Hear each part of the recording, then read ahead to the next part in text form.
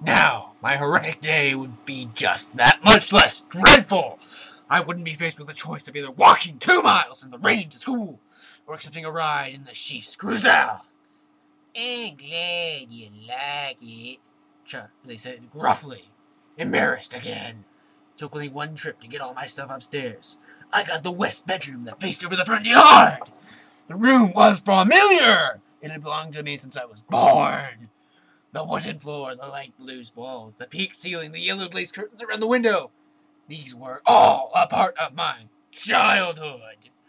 The only changes Charlie ever made were switching the crib for a bed and adding a desk as I grew. The desk now held a second-hand computer with the phone line for the modem stapled along the floor to the nearest phone jack. This was a stipulation from my mother, so that we could stay in touch easily. The rocking chair from my baby days was still in the corner. There was only one small bathroom at the top of the stairs, which I would have to share with Charlie. He was trying not to dwell too much on that fact. One of the best things about Charlie is that he doesn't hover. He left me alone to unpack and get settled, a feat that would have been altogether impossible for my mother.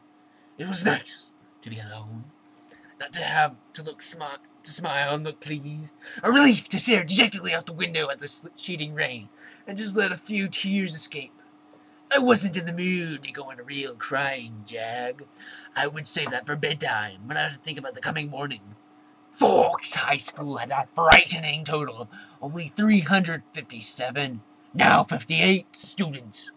There were more than 700 people in my junior class alone back home. All of the kids here had grown up together. Their grandparents had been toddlers together. I would be the new girl from this big city, a curiosity, a freak. Maybe, if I looked like a girl from a Phoenix should, I could work this to my advantage, but physically I never fit in anywhere. I should be tall, sporty blonde, a volleyball player, or cheerleader perhaps. All the things that would go with living in the Valley of the Sun. Instead, I was ivory-skinned, without even the excuse of blue eyes or red hair. Despite the constant sunshine, I had always been slender but soft somehow. Obviously not an athlete. I didn't have the necessary hand-eye coordination to play sports without humiliating myself and harming both myself and anyone who stood too close. When I finished putting my chairs, the old clothes in the old pine dresser, I took my bag of bathroom necessities and went to the communal bathroom to clean myself up after the day of travel. I looked into my face in the mirror as I brushed through my tangled, damp hair. Maybe it was the light, but I already looked sallower, unhealthy. My skin should be pretty. It was very clear, almost translucent looking. But it all depended on color. I had no color here. Facing my pallid reflection in the mirror, I was forced to admit that I was lying to myself. I wasn't just physically that I'd never fit in. If I couldn't find a niche in a school with 3,000 people, what were my chances here? I didn't relate well to people my age. Maybe the truth was that I didn't relate well to people, period. Even my mother, who was closer to than anyone else on the planet, was never in harmony with me, never on exactly the same page. Sometimes I wondered if I was seeing the same things through my eyes and the rest of the world was seeing through theirs. Maybe there was a glitch in my brain. But the cause didn't matter. All that mattered was the effect. And tomorrow would be just the beginning. I didn't sleep well that night, even after I was done crying. The constant whooshing of the rain and the wind across the roof wouldn't fade into the background. I pulled the faded old quilt over my head and later added the pillow too, but I couldn't fall asleep until after midnight, when the rain finally settled into a quieter drizzle. Thick fog was all I could see out my window in the morning, and I could feel the claustrophobia creeping in on me. You could never see the sky here. It was like a cage. Breakfast with Charlie was a quiet event. He wished me good luck at school. I thanked him, knowing his hope was wasted. Good luck tended to avoid me. Charlie left first, off to the police station that was his wife. and family. After he left, I sat in the old square oak table in one of the 3 unmatching chairs and examined his small kitchen with its dark paneled walls, bright yellow cabinets, and white linoleum floor. Nothing was changed. Mother had painted the cabinets 18 years ago in an attempt to bring some sunshine into the house. Over the small fireplace in the adjoining handkerchief-sized family room was a row of pictures. First, a wedding picture of Charlie and my mom in Las Vegas. Then one of the 3 of us in the hospital I was born, taken by a helpful nurse, followed by a procession of my school pictures up to last year's. Those were embarrassing to look at. I would have to see what I could do to get Charlie to put them somewhere else. At least while I was living here. It was impossible being in this house not to realize that Charlie had never gotten over my mom. It made me uncomfortable. I didn't want to be too early to school, but I couldn't stay in the house anymore.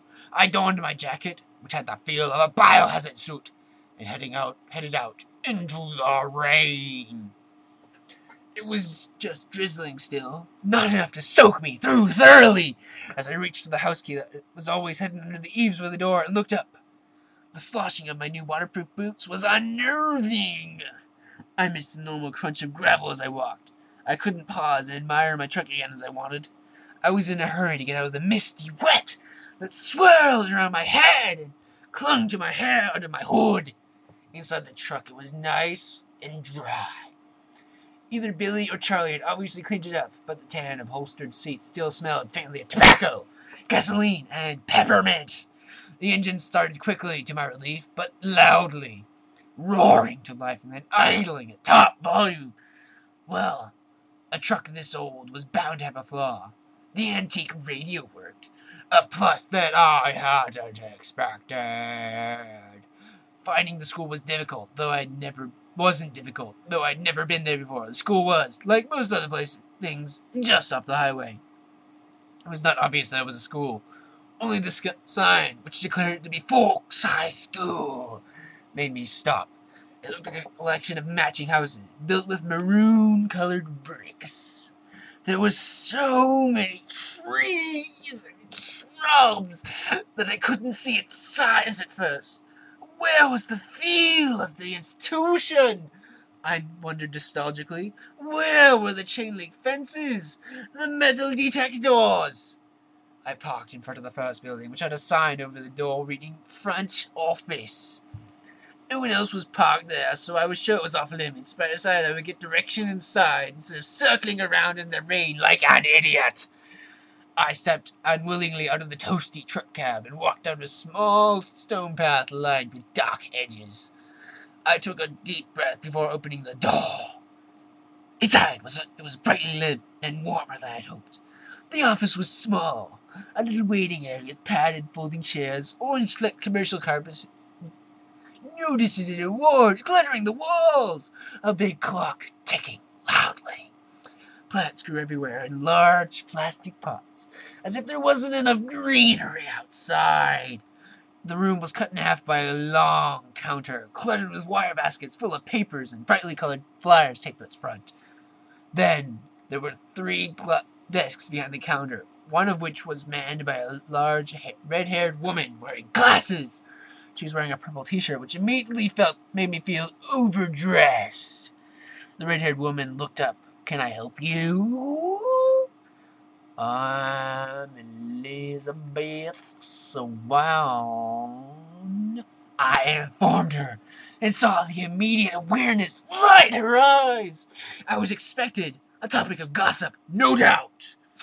Daughter of the chief's flighty ex-wife, come home at last.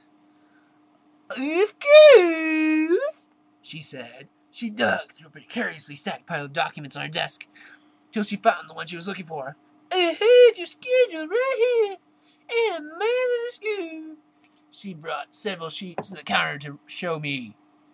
She went through each of my classes for me, highlighting the best route to each on my map, and gave me a slip to have each teacher sign, which I was to bring back at the end of the day. She smiled and hoped, like Charlie, that I would like it here in Forks.